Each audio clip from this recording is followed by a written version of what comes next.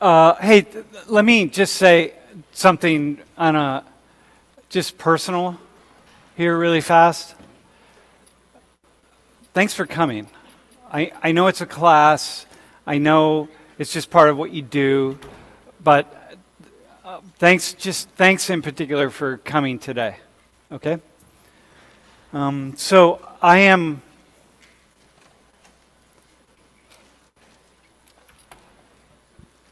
So the title of today's class is War is Personal. And the title will make sense in about 10 minutes. This class, the story that we're going to tell today, begins with this talk that I gave that you watched a couple of weeks ago. And, it's funny that what happened with this talk is that before it kind of really took off in the U.S., it took off in the Middle East. And it started to really move in Iraq. That Iraqis started watching it because I was talking about Iraq. And if you recall, the purpose of the talk, or what I did, was put Americans in the shoes of average Iraqi Muslims who have gone through so much war and sanctions and violence and so many really incredibly difficult times. And I asked Americans to imagine that you actually were an Iraqi and you went through this. And you went through this largely because another country, the United States, was interested in one of your resources. And in this case, oil.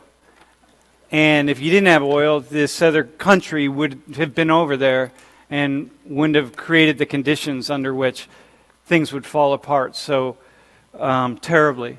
And I asked ultimately Americans to put themselves in the shoes of people who were fighting against the Americans, what we refer to as terrorists. And it was really an edgy talk. And so one day I got an email, and it was from this gentleman who said, I'm writing to you about your talk. I live in Iraq. I live in Mosul. And I watched your talk. And I have to tell you, I don't know how Americans are receiving it, but we Iraqis, you really are speaking for us. I'm an average, ordinary Iraqi. I'm an engineer. I have an engineering degree. I work in my family's pharmacy. I studied in the United States. I connected to Americans. I do many different things, but I'm very average in all these other ways. And this is how we feel. What you described in that talk really is how many of my friends feel. And so we started to talk back and forth. And so here's a map of Baghdad, and he's from up in Mosul, in the northern part. And so gradually I said, hey, how about I was teaching a class and we did a segment on war.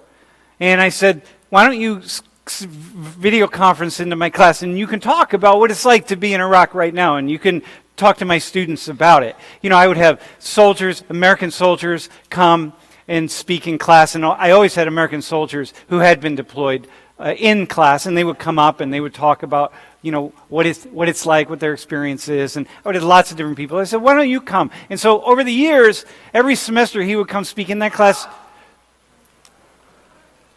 And then gradually he started to speak in this class. And wait, hang on. Here we go. Come back.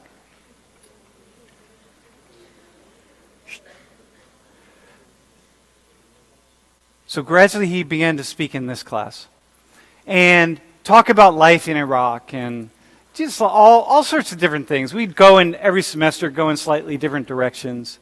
And so I learned about him in his life, and I learned about his wife. And this is his wife, Mayada. This is when they were studying in Michigan in the United States. So here they are sitting, there's a box of pizza on the floor because, they're poor college students. And then I learned about just different people, family. Here's a photo from his graduation with his cousin and his uncle, and once again, Mayara, and who's just, just beautiful, just really awesome, really lovely people. Here he is with some friends, American friends. And so he'd send these photos, and I'd use them in class.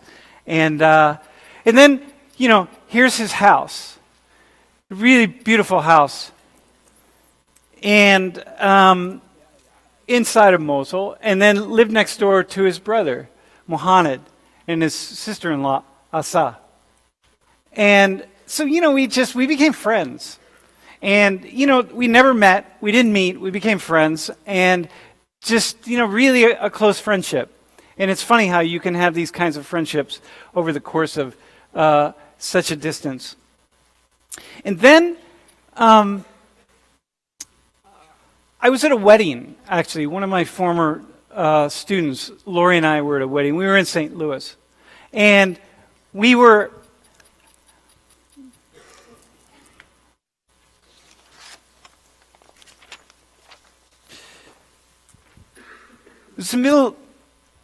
we had just flown in from the Middle East, actually. We had been doing some work in the Middle East. We flew in, we had jet lag. I think it was 4 p.m.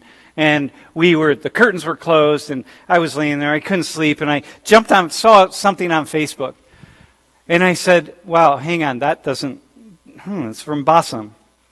Bassem was on Facebook a lot. We communicate a lot. And then I said, wow, I woke Lori up, and I said, something happened to Bassem. So we translated it. We put it into a Google Translator, and what it says is, in the middle of the night, and then in the quiet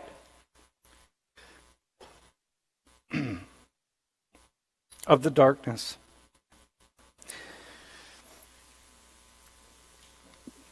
coalition airplanes fired missiles on 2 innocent homes. This barbaric act cost the lives of my wife, my daughter, my brother, and my nephew.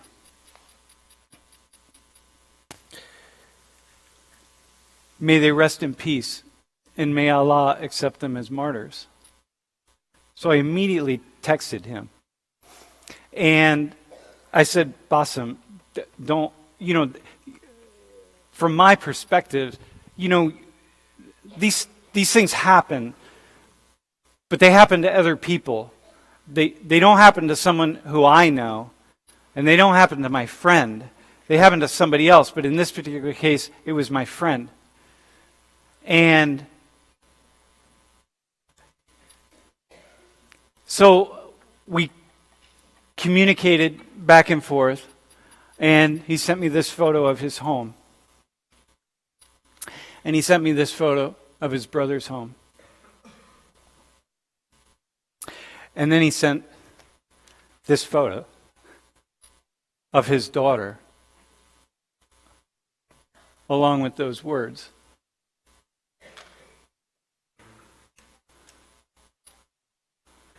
And Lori and I were stunned, because how do you sit with this? And then he sent this photo. And so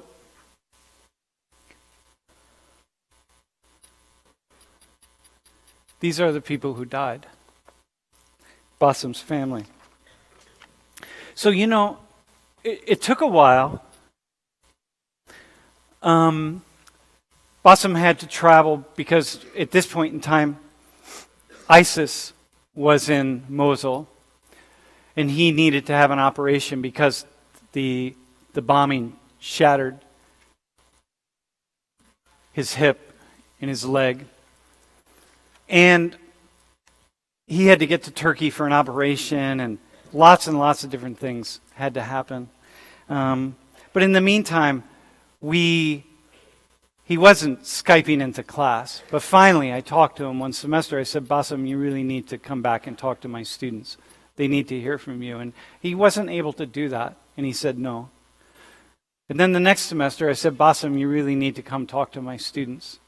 And he said, I don't want to. I'm just afraid that I won't be able to do it. I'll break down. I'll cry. And I said, it's okay. We can handle your tears, but you really need to talk to them. And so he did. And here's a photo of Bassem the first time he came back after the accident. And students came up one by one and asked him questions. And it was really powerful. So this next semester, students said, hey, we actually want to bring Bassem here to Penn State. Let's take up a collection. What do we have to do to make that happen? I said, well, let's just start. Let's bring him here. So we did. We raised some money and we brought him here. And he spoke not last spring, but the previous spring. And then in that semester, the grandmother of one of my students had watched the live stream and said, I think he needs to come back. So she sent me some funds and said, bring him back. And so Bassem is back. And he's here this week. Bassem.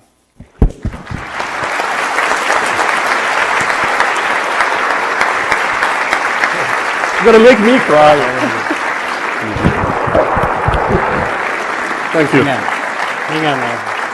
We have to do this. Yeah, do this we have again. to take another selfie. All right. Yeah. All right. Listen, thanks for being back in Social 19. I'm so happy to be back here again. I feel among like my kids, and you are my brother. Yeah. I was so nervous the first time I came here to talk, but today I am not. The journey that brought me here, it was a sad journey, but it got me here, and it got me to get to know this human, beautiful human. I've been friends for 8 years. I'm so happy to be among you again. Thank you. Yeah, thanks. So, Bassem, one of the things that always struck me about you, and one of the things that we connected on, was that we're both just ordinary, average people. You're an Iraqi, I'm an American, and we connected in lots of ways. Just tell the class a little bit about your life. Like, what did you do? Well, I came back from the United States in 1988. I went into the army for about 2 years, and then I opened a business. My father's business had a pharmacy, and I ran the pharmacy. And then we had my first son, Yahya. He was born in 1990. When we were here, we decided not to have any kids because I was studying, and we decided to go back to Iraq before we have children. And then 4 years later, I had Touka. My life was just regular. I go in the morning to my work, come back at 5 or 6. During the weekends, we'll go visit my parents. I'll go to my in-laws to visit. And just everyday life. The kids were in school. They'll go to bed early. My late wife, she is an early riser. She was an early riser, so she goes to bed about 9 or 30 or 10. I myself, I stay late, watch some TV, then go on Facebook, go on YouTube, and I don't sleep until probably 1 or 1. Yeah. So this was my life. This was my life up to the minute that the bombing happened. Mm-hmm. And you like cars, right? You're a big car fan. Yeah, right? I'm a big car fan. I just watch YouTube reviews of cars. I am a German car guy. When I was here, I had a Mustang, but because German cars were really expensive here. So when I went back, I bought a BMW. And I just love cars, and I watch YouTube videos on the reviews. And You know, the photo of Touka, you took that, you said the night before. This was the night before. She had found these fireworks. These were from some birthday, and I don't know where she found them. And then she just lit them inside the kitchen. I said, honey, don't do it inside. You might burn us. She said, no. They are damp and they are not working very well, so don't be afraid. They will be out in a minute. And yeah, they did go out in a minute. Yeah. And so tell us about Mayada, because she's just so Mayada, beautiful. She's my cousin, which is strange to you. I was in the United States in 1980, and in 1982 we got married and she joined me here. In 84 we moved from Michigan to Kalamazoo, which is west of Michigan, because I changed universities. And then after about a few months she got bored. She said, I want to work as an Avon Lady. I said, what's an Avon Lady? She said, well, you get catalogs. I go around, show the catalogs to people, and they buy. I said, listen, who's going to drive you? You don't drive. She said, well, you drive me. I said, I cannot drive you. I don't have time. Then at the beginning, she said, just one street. She convinced me in one street. So I do. I'll drop her, go off to the library, or do my homework, and pick her up again. And on Saturday, the UPS truck will pull over the front of the apartment, and she started one small box, and then she grew and grew and grew, and she had so many districts. She was doing really good. When it was time for me to graduate, Mayada, she did not want to go back. But my parents insisted that I go back. They said, you've been away for 10 years. When I left Iraq, the Iran war has just started. So my father asked me to prolong my stay as long as possible so I don't go into the army and fight in the war. So in 88, the war stopped and I went back home to Iraq. She did not want to go, but it was my father and I couldn't say no to him. So we went back to Iraq. She's a great cook. She's a great mother. She's funny. She was just perfect to me. Tell us, I always feel some kind of way about this conversation, but can you just tell us about the night of the bombing? Yeah, okay, so as usual, the kids were up about 9, and then she went to bed around 10. And I was on my computer until about 1 or 1:30. So I turned off everything and I went to bed. And it wasn't around probably 2:30. Explosion. At the beginning, I thought I was dreaming. I thought I was having a nightmare. So everything went dark. A funny smell. The noise was, I can still hear it in my ears because it was devastating. And then I pinched myself to see if I was dreaming or if this is reality. And then I looked up and I could see stars because the roof has fallen and now I am under the stars. I knew something had happened. I knew something terrible had happened. So I tried to get up. I fell immediately. I knew there was something wrong with me because I couldn't move. I was in, my bed had broken a V shape. It broke my hip. I had about 3 inches wound in my back, and I touched my back, and I couldn't see anything, but I felt something in my hand, warm. I knew I was bleeding. Then I heard my sister-in-law. My sister-in-law, her bedroom was on the 2nd floor. The explosion threw her off the window into the garden, about 9 feet. So she was shouting, Basim, Azza, Mayada, Muhannad. Nobody answered, but I heard her. I said, Azza, I am here. She said, everybody's gone. And then she started walking, and with the small scraps of cement and debris, she was getting injured and she was screaming because she was walking on debris. She could not remember what happened. She was just walking.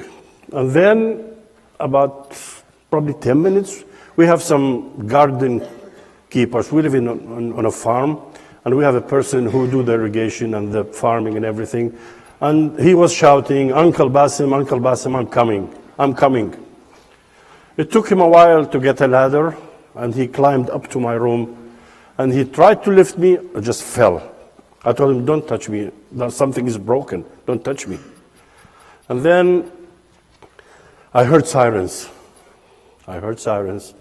It seems that ISIS members entered the farm, and they climbed the ladder and came up to me, and they were just looking at me.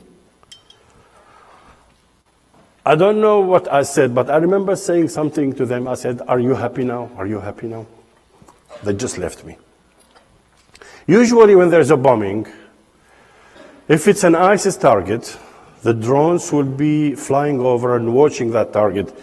If somebody else comes back, they will bomb again. So they brought ambulances, but they ordered them to stay away from that street until there was no sound of airplanes in the air. And I was up for more than half an hour. And then the ambulance came and they took me to the hospital. And how was it that your house was targeted? False intelligence. False intelligence. My house and my brother's house were labeled as car bomb manufacturing. And it seems that somebody on the ground has gave this house as a target. And from the investigation that we had after I filed my lawsuit against the army, it seems that they had flown drones on surveillance of the house for like 10 minutes. And then they saw children, but they decided that this house, we had some military installation close to us, and they must have messed up their target, and it was false intelligence. Because the bombing was accurate. I mean, they bombed the exact target they wanted. It was just based on false intelligence. So because you later got a video, I know. Yeah, I remember I got a video of the bombing, and I have the affidavit from the Air Force that they said we did this, but it was the wrong target, and they offered me some small compensation. So there's nothing at all that you did or could have done, that you did to raise suspicion, or that you could have done. It's just no. What happens. Yeah. It's so we offered. Can you say something about the compensation? When I went back to Baghdad in December of 2015, it was the new year, and then 2 weeks later I gathered a report with aerial Google Earth photos and coordinates, and I went to the American Embassy, and I filed the case with the American Embassy.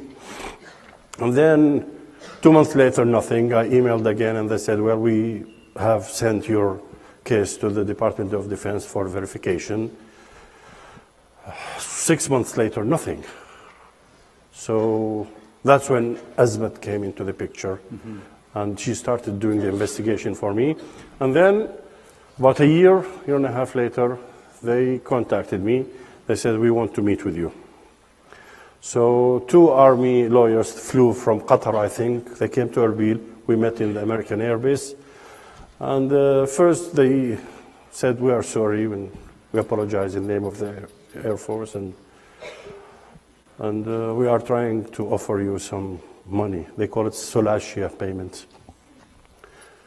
And the Solashia payment was $15,000. So I laughed. I said, are you serious? They said, well, this is not compensation money. This is just the army way of saying we are sorry, and this is the most we can pay. Actually, the lady lawyer she said, well, usually it's $2,500 per killed person. This is the policy for compensation for a civilian killed in non-combat. But for your case, we have increased it to $7,500, and they only gave me for my wife and my daughter. For my brother and my nephew, they didn't do anything. So I said, I'm sorry, I cannot accept this money. And I rejected the money. You,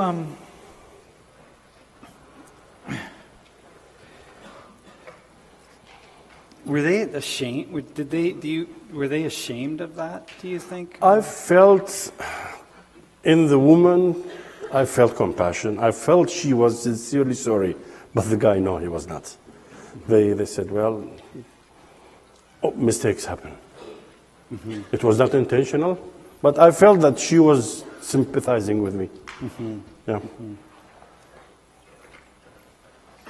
Mm-hmm. Let's talk a little bit about. I want to frame what we're going to say now in a different way. So, this is a photo from about a week ago. This white police officer killed the brother of this young man here. He's 18 years old. His older brother is about 10 years older. Just if you don't know the story, this is down in Texas. She was off duty, but came home in her uniform with her service revolver. Lived in a series of apartments. She got to her apartment, the door was open. She walked inside, there was a strange man inside. Nobody knows what transpired. She says she told him to get down on the floor. He was eating a bowl of ice cream, apparently. And in any case, he didn't act quickly enough, and she shot him and killed him. But it turns out that she was in the wrong apartment. She was one floor down or one floor up. But they all look kind of similar, and she was confused, and that the door was open because she was in his apartment, and so she killed the brother of this man in his own apartment. Now, what makes it obviously just immensely tragic all around, but what happened at the trial, her sentencing trial, is this young man, the brother, asked if he could speak, and he spoke. And he reached out to her and said, I don't wish you any harm. And he said some really eloquent, compassionate words. Very much a Christian. And at the end of his words, he said, he asked the court if he could hug her. And please. And so he did. He hugged her in this moment of deep, just real intensity. And it spurred a lot of conversation here in the United States and lots of communities about forgiveness, because he said very clearly, I forgive you. I'm a Christian and I forgive you. And could we just talk about that? You've been on such a journey, your own journey of understanding, anger, and forgiveness. And you could start anywhere you would like to start, but maybe it'd be best to start where you were, yes, and where you've come to. For months, I was numb. I didn't know what to do. My whole life was shattered. I was angry. I was upset. This went on for like 5 to 6 months, and I didn't go out of the house because I couldn't move first, but I was so depressed. But then I realized I cannot go on like this. I cannot live my life like this. I have to do something. Forgiveness for some people is an act of cowardness. My friends, some of them said that to me. They said only the coward will forgive because there's nothing you can do. True. I mean, the United States is a major power. Who am I? I'm one person. I cannot do anything. But then I realized that forgiveness is an act of bravery. Because if you don't forgive, you will eat yourself from the inside. You're always angry, you're always upset, you cannot talk to anybody. Every religion encourages forgiveness. Every religion. For me as a Muslim, our religion teaches us that we have to forgive when we can. In Arabic it says, Al-afu inda al-maqdira. Forgive when you can. It teaches us to accept our fate. This was my fate. As a Muslim, I believe this was my fate, and God has written this outcome for me, and I have to live it this way. That's it. Islam says that forgiveness is a virtue, not a cowardness. So I decided to forgive. We were talking, me and Sam yesterday, he said, can you sit in front of the guy who bombed you? I said, I don't know, but maybe. I don't know, but I think I can. So who are you forgiving? What do you, when you use that's such a powerful word. Because you're not forgetting. I'm not forgetting. I will not be human if I forget. It always comes back to my mind. But I cannot let it overtake my life. I have my son to take care of. Now I have a granddaughter. She was born when I was here last year. Life must go on. Who will I forgive? I don't know. The word forgiveness for me is just not to stay angry at an entity, a person. I don't know. The pilot who bombed me, I am sure he took orders. It's orders. So if I sit in front of him now, maybe I say, yes, I forgive you because you're doing your job. For me, I said, what the hell did you do? You killed my wife, you killed my daughter, you destroyed my life. I lost everything. Even the photos that I had from 50 years, it's gone. My personal belongings, my car, everything is gone. So for me, forgiveness is just for me to be at peace with myself. And this is working for me. So there's a way in which you really found a certain faith through this, right? Yeah, this circumstances, it drew me closer to my faith. I never read the Quran, but for 6 months in 2016, I started reading the Quran, and I learned a few things that helped me forgive. Teachings from the Quran helped me forgive. Mm-hmm. Yeah. Mm-hmm.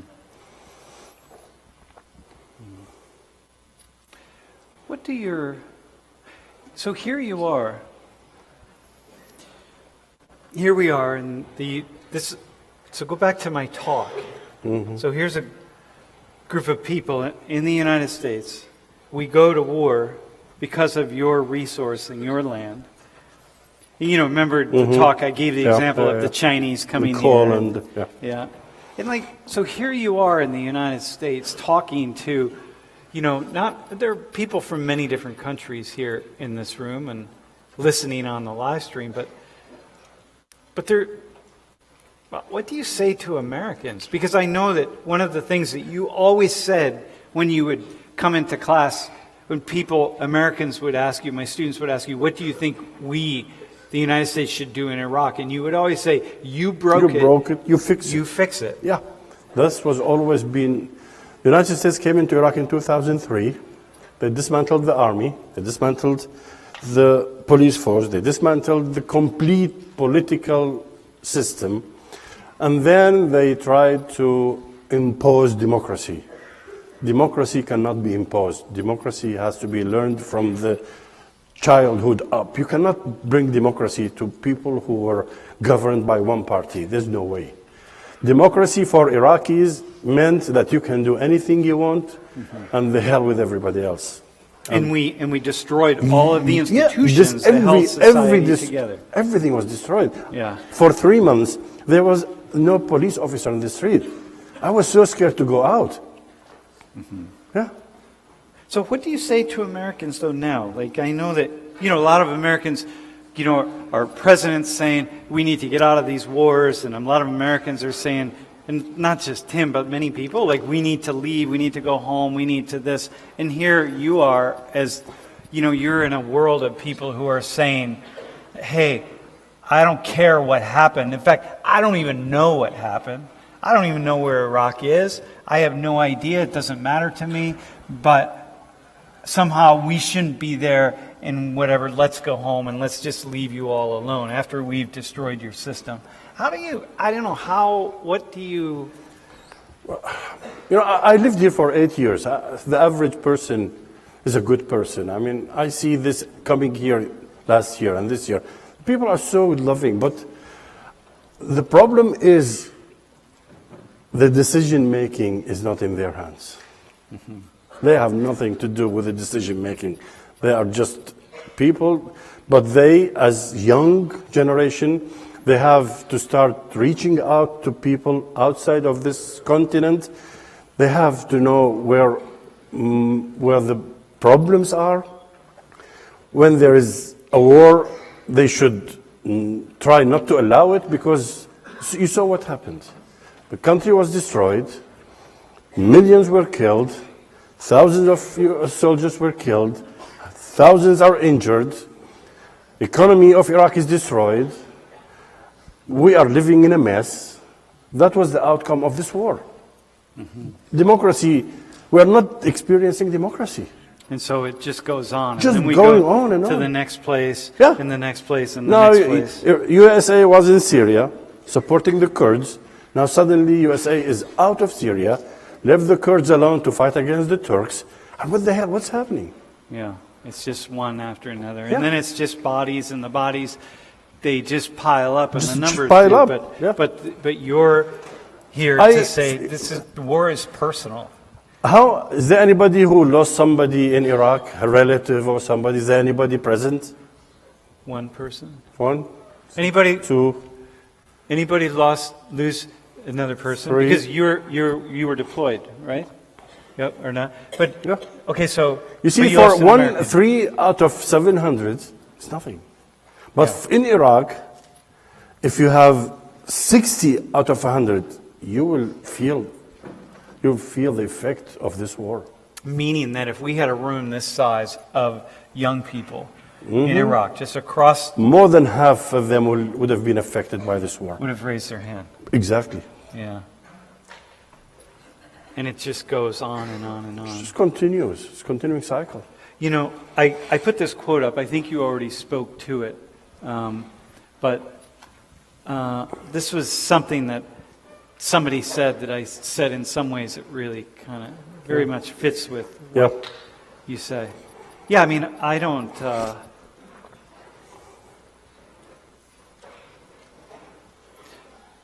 I don't know, you know, you've been such a teacher for me because over these years and since 2016, I've had to really make some shifts in the way that I think about things, and the way that I think about forgiveness, and the way that I even think about just forgiveness. You just say of so many different things and people and systems and yeah. You know, one outcome of what happened to me, and because I wanted American students to know what Iraq is, what's happening in Iraq. So during my last visit here, we started the Word in Conversation program in Iraq. We started with the University of Mosul. We have a few students. And then we started with the University of Erbil. We want to connect young students from both countries to talk, to share, to know what they feel, to know what their dreams, what their inspirations, and vice versa. Iraqi students, they have no idea. I mean, your lives as students is not easy.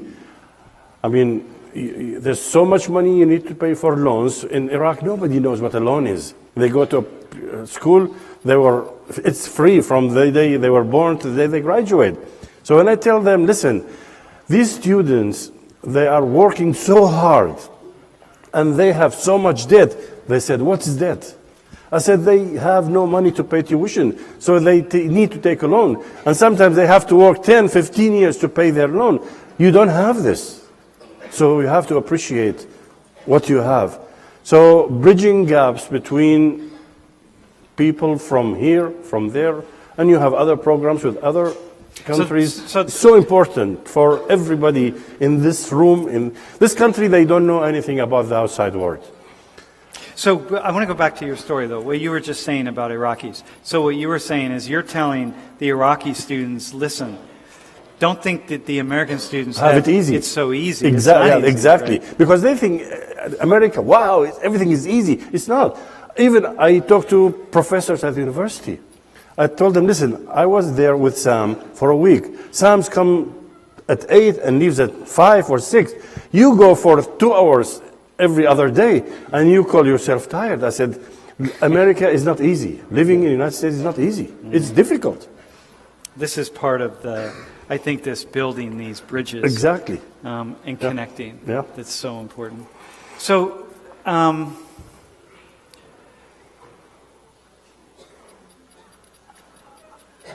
how are you doing? How are you, my friend? Just ask me how was I doing. I have my ups, I have my downs, and I try to keep busy. I still have pelvis pain. Like yesterday when they wanted to take me to what's the name of where the flowers are? Yeah, the Arboretum. Arboretum. I said, well, it's too far. I cannot walk. I don't want to get tired. I have so many things to do for a week. I still have pain. I came to Istanbul to relax. I ended up walking about 10 miles, and by the time I got here, I was so tired. Emotionally, sometimes I just break down and cry. I'm a human. We talked about what's something between me and you. I don't want to be dependent on anybody, but one day I will be. Is it a difference that I'm dependent on my wife or a wife dependent on her husband than to depend on somebody else to take care of you when you're old? And I've lost that wife, and I don't plan to get married. So I'd be alone for a while. Yeah. But you have many friends. I have so many friends. I'm so happy. You know, last time when I went back, I had like 50 students from this class on Facebook. I'm sure this time I will have some more. We are in touch. I talk to people that I haven't met, but like we know each other, like Sarah. Yeah. I've never met her, but we feel like we know each other for like years. Yeah. Yeah, this is the internet. Yeah, that's the power. Yeah, the power of internet. No, I think it's for you. It's so. I think it's important to have your energy here and to be part of this connection of these two different worlds, where there's been so much misunderstanding and so much hate, and then to also as a representative of Islam, because and thank you for every time Bassem comes. Last time he came, he brought me beads. When I visited him in his home, he gave me beads, and now he brought me some more beads. And these are from? These are from Mecca. Those were sent to me by a friend of my mom. She went to Mecca. Actually, she lives in Jordan. So she sent it to me as a gift, and for me, it's a sentimental value, but I'm passing it on to you. And I will one day pass them on to somebody. Thank you. But it's really just immensely valuable to have you also represent Islam, because I think I know we have so many misconceptions. Oh yeah. Just we have radical Muslims and we have radical Christians. Yeah. And we have pious Muslims and we have pious Christians. Yeah. And the vast majority of Muslims are somewhere in the middle. In the middle. And the vast majority of Christians are in the middle. In the middle. Yeah. When this came home, we were having a global dialogue it was between Danish, I think it was the Danish Navy, the Navy in Denmark, and then I think it was some students in Afghanistan. I don't think it was Iraq. And the call to prayer happened. And so all of the Europeans sat back and said, oh, well, I guess you all have to go pray. Yeah. And they just laughed and said, oh my gosh, we don't pray. Are you kidding me? None of us pray. Nobody prays. Like, okay. So, yeah, when I'm in Iraq, I pray 5 times. Since I left, I haven't prayed. So, forgive me. Yeah. But I think that's also, it's so important because I ask sometimes Christians, I tell them your story. my Christian friends and relatives, and I said, hey, Jesus said, love your enemies and forgive those who harm you. That was a very clear message. If there's any message of Jesus, it's that. Same with Muhammad. It's a very clear message. But I asked people, but if you were Bassem, would you forgive? Would Jesus convince you to be able to forgive? And so many people say, no, I wouldn't be able to. And I said, well, then how is that? How is then your life as a, maybe you should have been a Muslim?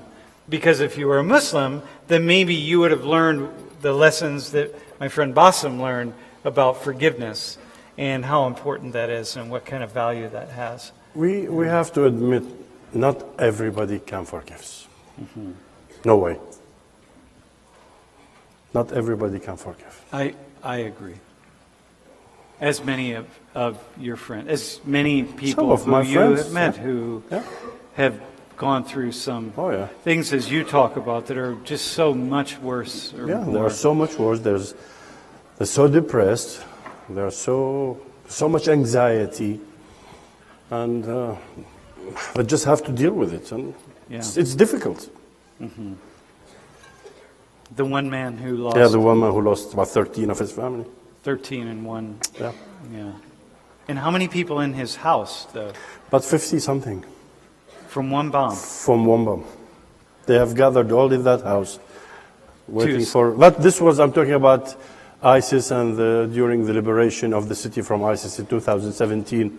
What happened was people will just run away from the one house and they gather in one house and they wait for an opportunity to run away. Well, it happened that they came into one house and there were two snipers, ISIS snipers, on the rooftop, and the airplane was called and the house was bombed. About 50-something people died in that house. In American airplane? Well, it's coalition, I don't know. It's coalition. We don't know. Yeah. It was mainly American and Iraqis. Yeah. Hey, should we take some questions? Can we take a few questions, or maybe a statement, or maybe somebody would like to say something? But I think it would be, you could do it from your seat, or you can come up to the front. It doesn't matter. It'd be better if you came up to the front, because that way we could just have different people who... You're open? I'm open. You know me, I'm open. You're open to answering any question? Sure. That gets really edgy in here. Yeah, I don't care. Yeah. I've answered the questions before. Oh, yeah, that's right. You watched the live stream, so you know when live stream Bassem was every day. here, the first time, what was it you said about the room? Yeah, that was before I came to. I said, I want to know what's behind this door. What's behind that door? And so when he got here, when he was here a year and a half ago, the very first thing he did when he got in the classroom was go into that back room to see what the hell's back there, what's going on back there. So would anybody like to ask some questions? Yes. Hi. You could stand up and say your name, and if you want to come down to the front, maybe it would be really cool to come down to the front, shake his hand, give him a hug, say hi to Bassem. Yeah, we give hugs up here, by the way. You know what I mean? Hi. Yeah, I have one question for you. Sure. So after that incident that you talked about where you lost people close to you, were you afraid that something similar is going to happen to you again? No. Okay. You know why? Why? Because if I was spared that bomb, I don't think anything can kill me except death. So I'm at peace. I'm at peace with myself. But are you afraid for your other friends or family members? Oh, yeah, definitely. When, I left Mosul in end of 2015, went to Turkey for 4 months, then Baghdad, then Erbil. In end of 2016, my mom was still there. My niece was there, my sister was there, and the liberation of the city started. I was scared as hell for them because we had no internet. Internet was off. ISIS shut off internet, no communication. And I was scared as hell. So I get the news where the army is moving. And because, during the liberation, they changed they call it the rules of engagement. So before, when you have a house that you need to bomb, like my house, when they called the bombing, it took about weeks for the decision to be taken to bomb that house because there was no combat. During combat operation, the people on the ground can call a plane to bomb.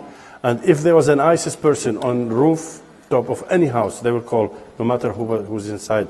And so many people lost their lives. And I was afraid. I mean, my sister could be somebody on her rooftop, and so I was afraid for their safety. Yeah. Thank you for sharing. You're welcome. And your mother's house there were people. Yeah, at your my mother's house, she left, but there were some people in the house. Yeah. Yeah. So who else would like to ask a question? Do you want? Yeah. You can it's easier if you just go down and maybe line up or something. That way we can go a little faster. Yep.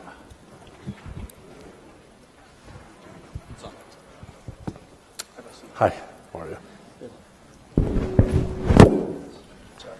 My name is Brooks, and I was wondering if before the attack happened, you were afraid and thought maybe something like that might happen.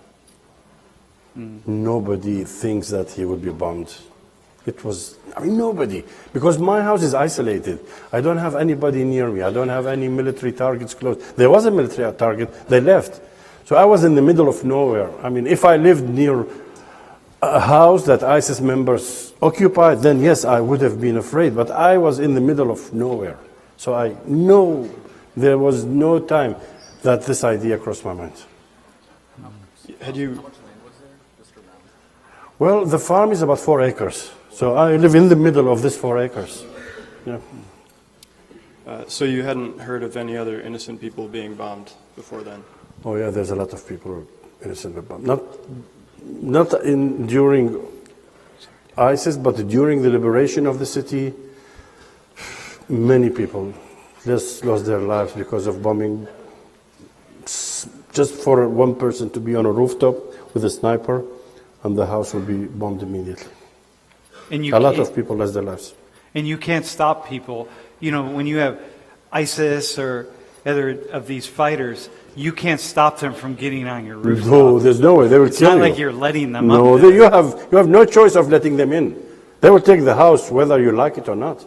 And so they come and they just pick They would your just house come in, and yeah, they go up yeah. on a roof or they're in your Exactly. yard. And then, Yeah. yeah. You know what they did was, you have a street with probably 10 houses in that street.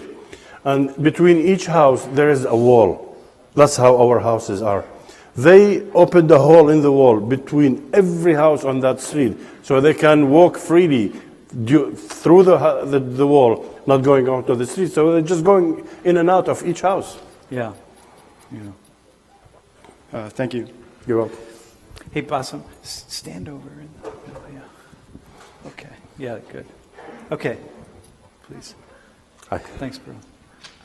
My name is Adette, and my question is, how do you feel that Muslims get this kind of stereotype that they're a terrorist when things like this happen? And have you ever, in the United States, experienced any backlash? This problem started after 9/11. Yeah, no, I was here for 8 years. I was never. Were you here? You were here pre? I was from 80 to 88. Okay. Never was I called a Muslim or a terrorist. Okay. This stereotyping started after 9/11. No, yeah, definitely. And it's understandable. I To wouldn't. a certain extent. I mean, I don't think it's justifiable. It is not justifiable. Yeah. But I mean, the stereotyping is there. Yeah. But yeah, that's what happened as an outcome of 9/11. Yeah. No, I definitely agree with that. Yeah.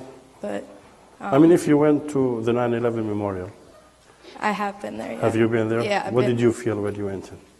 It's powerful. I definitely It's think. extremely powerful. Yeah, I think it's a tragedy, but I don't think that Muslims should be labeled They should not be labeled. ever or No. generalized or stereotyped. No, they should not be labeled because a group of people committed the act of violence because they are Muslims. It doesn't mean that every Muslim would commit this act. No, that's exactly how That's I feel. exactly- That's why I asked yeah. that, because I feel like we probably have two different experiences, and like you were doing your PhD. No, just or my BSc here. BSc beforehand. I know my dad was doing his PhD at the University of Wisconsin, and he was doing it overlapped like before And after. and the dynamic definitely That was changed. hell probably at that stage. Yeah, I'm and sure. I I'm sure. was raised here, I am and sure. I've definitely gotten the backlash of Yeah, that. So, yeah, I'm sure. Yeah. yeah. But Hang in there. Try to change the perspective. yeah. Okay, but good luck. Thank you for You're answering welcome. my question. Hey, Bassem, what are some of the before Ali asked, what are some of the stereotypes that Muslims in Iraq have of Americans right now? Because you're saying, look, stereotypes at some level are inevitable, right? And so, I mean, that doesn't make them acceptable, because I agree with what she said. It doesn't make it acceptable, but you're saying, well, but this happens. What are some of the Well, stereotypes that stereotyping in Iraqis Iraq, it's that USA is not safe. Mm-hmm. There's so much drugs in the streets. Everybody is drunk in the streets. If you are a Muslim, But of course, here on Yeah, Saturday, I don't know. that will be If- true. if you are a Muslim, then you are living hell in the United States. Yeah. This is the stereotyping that they have. Yeah. So it's violent. Everybody has guns, and everybody has guns, and we're all shooting each other, right? That's one. Oh, yeah. Well, shooting. There about the shooting. I mean, they say you cannot be your kid is not safe going to school because there's so many shootings in restaurants, schools, supermarkets. In Iraq, we don't have this.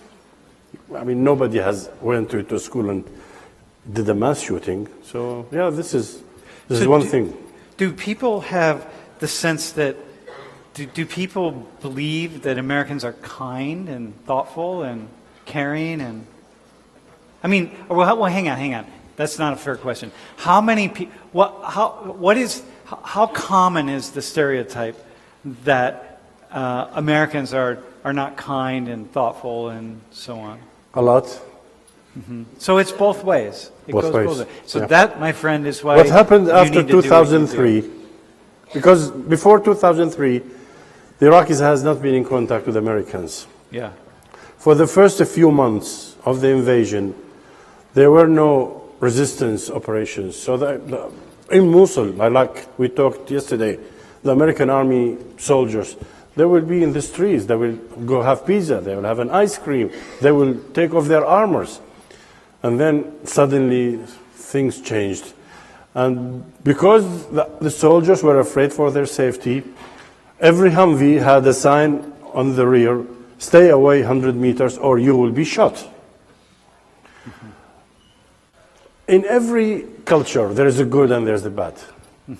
Some soldiers hurt Iraqis, some soldiers were nice to Iraqis, so you cannot generalize.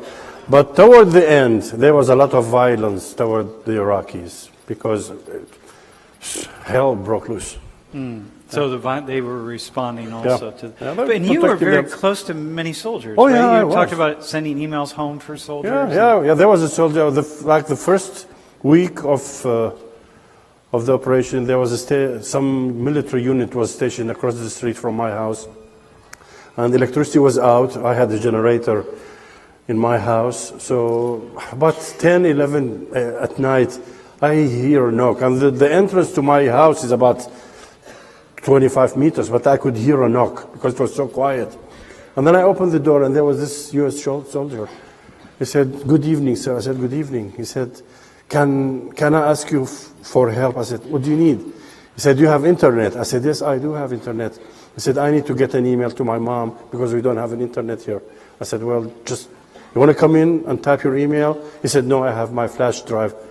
I said, "Just give me the flash drive, give me your email, mom's email, and I will email it." And I did. And a day or two later, I received an email from the soldier's mother. And I called, I said, I had this name. I remember it was James something. I said, "Is James something there?" He said, "Yes." I said, "Well, can you call him, please?" Because I could not go into the unit. They called him. I said, "Listen, I printed his mother's email." I said, "This is your mom's email." And he was so happy. That was at the beginning. Then things changed. Yeah. Hi. I had encounters, excuse me, I'm sorry, I'm sorry, I had many encounters with the soldiers, but because I spoke English, everything changed. Once they hear you speak the language, then they just relax and they feel they are not threatened. Go ahead, I'm sorry. Hi, my name is Ali. Hi, alhamdulillah. I had two questions. First, because of like all the violence, like even that's caused by the American army, what do Iraqis feel when they see Americans passing by? Do they feel safer? Do they feel less safe? Let me tell you something. After the U.S. forces pulled out of Iraq, everybody felt a relief that the Americans are out of the streets. Because when there was a convoy of American vehicles, I mean, if you don't get out of their way, they would just ram you. So everybody was happy that they were out. After ISIS entered Mosul, the Americans helped the Iraqi army to fight ISIS and get them out of Mosul. Now the Iraqis are thankful to the Americans that they helped in liberating the city from ISIS, because ISIS was hell. The other question I had is, what do other Iraqis think of other Arabian countries, especially the Gulf, and the peacekeeping efforts they have in Iraq? Like, what do you think of those countries, or people from those countries? I have not encountered any of them, so I cannot answer your question. Okay, that's okay. Hey, let me just say on that, does anybody else, who else has a question you want to ask? And you can be in your seat if you want. You don't have to. So, do you want to? Hey, Sam. Say real fast. When Lori and I were in Iraq, I experienced what I have always experienced in all of my travels in the Middle East, just an incredible generosity and kindness. And, there was one person, so I won't go into the story. There was one person who had a negative thought about Lori and I. When he met Lori and I, he had a negative thought, right? And just a really mean thought. The next day he calls Bassem and he says, "Listen, I have to see your friends again. I have to see them before they leave." And what happened was, when he met us the second day, he apologized for having a negative thought about us. And I thought, oh my God, it was, I'd love to tell the whole story, but that's enough of the story. Yeah. That was really our experience across the board. And yes, all right, bro. Let me tell you a story about Sam. We were walking down, there's they call it the castle in Erbil. It was a little bit high. So we went down, and then we were walking down the street, and Sam, he saw shawarma. You know what shawarma is? Shawarma. Nobody knows what shawarma is? Gyros? Shawarma. You know what Yeah, gyros is? shawarma. Well, it's similar. Gyros. So this guy, he said, "I want this." I said, "Listen, Sam, I cannot feed you here because this is in downtown, and I am not sure about the sanity of this place. Let's go somewhere else." And we went and we had shawarma together. Okay. What's the number one thing you think the American government can do moving forward? I know you said it was a big help that they were fighting against ISIS, but is there anything that you wish for the American government and army to do while they're still over there? Yes, there is. The American, they brought this system of governing to Iraq. And we have so much corruption in Iraq right now. I wish America can help us as people to get rid of this corruption that is eating the country. That's my wish.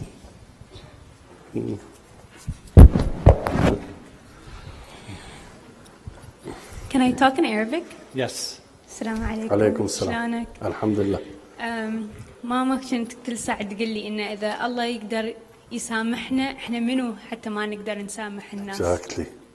And just a question, what's your favorite car? My favorite? Yeah. BMW. But tell them what you told me in English, so they know. I said if God If God God forgives forgives, us for everything we do, who are why we? can't we Who are we forgive? not to forgive? Wait, say that. Yeah. Wait. Say that again, Bassem. If God forgives, who are we not to forgive? Yeah. Yeah. Hi, I was just wondering if you could talk about how you broke the news to your son, and how it affected him. My son, when ISIS entered Mosul in 2014, I was afraid for the safety of my son, so I asked him to leave immediately. He left the city in a week. He drove his car and he went away. Yeah. I was happy that he was out because I was afraid. He was my only son. Yeah. So he was in Erbil for 6 months. And then they will not allow him to stay because he was a bachelor. They have certain rules in Kurdish area, so he had to go to Baghdad. And I was scared for him because my son, he was used to such an easy life. I mean, he would wake up, breakfast is ready, his clothes are clean, ironed, he comes home, dinner is ready, his car is outside, he has his allowance, and suddenly he was faced in a situation that he was alone. He has never been alone. How old was he? He was 23, 24. But even at that age, it's strange probably for you at that age, well, 24 is not young. Yeah. For me, he's still young. He's No, now it's 28. young, yeah. He's still young. I still call him 3 times a day. So when we knew that ISIS will stop us from the internet, I purchased a internet satellite. I spent about $1,100. I installed the satellite on the roof of my house so I can stay in touch with my son. Because they shut off internet, they shut off communication, but I still had my satellite to stay in touch with my son. Yeah. So, All right. okay. Thank you. Thank you. That's you. A question that came up on the stream earlier was, why did you stay in Mosul after ISIS entered? We were not allowed to leave. Only people who left the first month or two were allowed to leave. At that time, we had our businesses there, because if you left the city, they will take your business, they will take your house, they will take everything. Our living was coming out of my father's pharmacy and my pharmacy. So if we leave, it will be confiscated, and how will we live? First. Second, my father was ill. He had developed prostate cancer, and he was very ill. He could not move. So that's when we decided to. ISIS has entered Mosul many times before, but we never thought they would stay for 3 years. Nobody expected them to stay, but they were there for 3 years. Yeah. And then, if I can, a quick story. I'm not going to say too much, but I went down to pick up Bassem from D.C. this weekend, and about him calling his son 3 times a day, he was telling me that, and I was like, oh my God, you are my mom. Because, but it was cool to talk to somebody who, you worry about your kids, even if you're in the same country, they're in a different place, and they're dealing with a lot. Because now your son owns his own pharmacy, and he's worrying about things now, and so it was cool. Yeah. If I can ask another question, what do you think about the Kurds, and what experience have you had Kurds? with them? Kurds. Well, You know what? they have been in. Here, I'm going to cut in. We have 5 minutes left, so this could be a huge. You know what? We're actually going to talk about this more on Thursday. We'll talk about it Thursday. Give your 30-second answer. Okay, Kurds have been in Iraq for years and years. They migrated from Iran. They want their autonomy. So there's Kurds in Iraq, South Turkey, East Syria, left Iran. But the majority are in Iraq, and they want their own country, and that's what the fight is all about now. They want their own country. They want autonomy. And good answer. And what's in that room? It's a bunch of computers and cables. It's A whole lot of nothing. it's actually a wet bar, but whatever. Hello. Hi. So, Wait, hang on.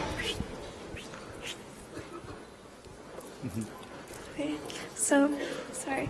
We went overtime, right? Sam said earlier that as a Christian, I'm a Christian, that for me, grace is really important. The concept of grace is really important, showing grace unconditionally. And Sam said earlier that Jesus said that, love your enemies and pray for those who persecute you. So what do you think about that? It's beautiful. Same thing in Islam. Every religion is merciful. Yeah. It's just that we need to abide by the true religion and not twist it to fit our needs. Okay. Okay. Thank you. Take care.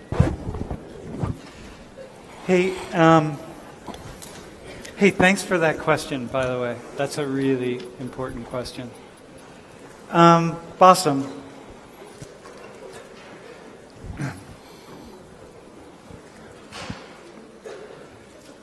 So I want to, in our final 3 or 4 minutes, I want to just say something about just what you and I are continuing to conspire to do. And it goes along with Sammy, because, Sammy was here a few weeks ago. Yes. Sammy was here. You met Sammy, and he's trying to get some graduate students to go to... No, any students, anybody. Any students. Even you don't even have to be a student. Yeah, to go to Najaf to teach at his institute for English. And I am hoping to start something else, something similar in Erbil. So you came to Erbil. It's safe. We were there till late hours of the night. We have bars. We went into a bar. We did go to... No, wait. That was the first time you had been to that bar? I never... I quit drinking in '86. So okay, so listen. Lori and I took Bassem to a bar in Erbil. And we did have beers, and you did have a Shirley Temple or something. Yeah. I don't know what it was. It didn't have alcohol in it. No alcohol. But I think that one of the things that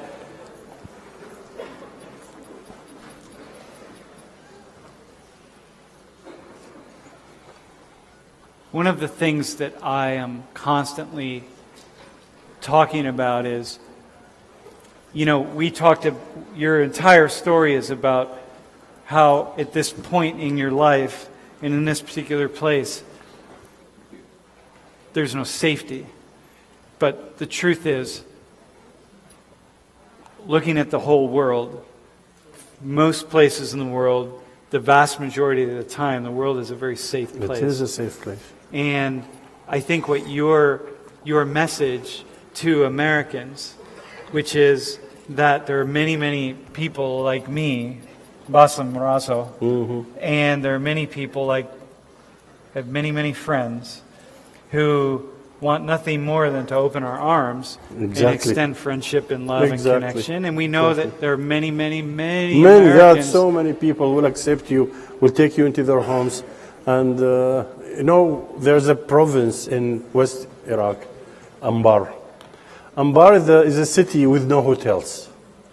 Anybody who visits, they will fight who will take you to his house. Yeah. And who will feed you. And who will take care of you. They will fight with each other. There is no hotel in that. For the opportunity to bring a stranger into their home. Exactly.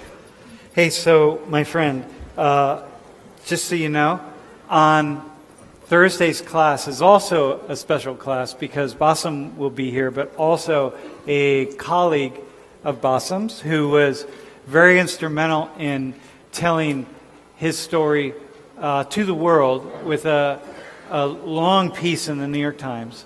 Yeah. And she is coming into town because the two of them are then driving on Saturday to my hometown in Toledo. And but we'll be here in Thursday's class. Asma Khan is her name is Azmat Khan. She's an investigative reporter with the New York Times. And she's doing beautiful work. I've known her since 2016. So listen, if you want to say something to Bassem, but also he'll be around Pond tomorrow afternoon and on Friday, you can stop by and say hi, and thank you.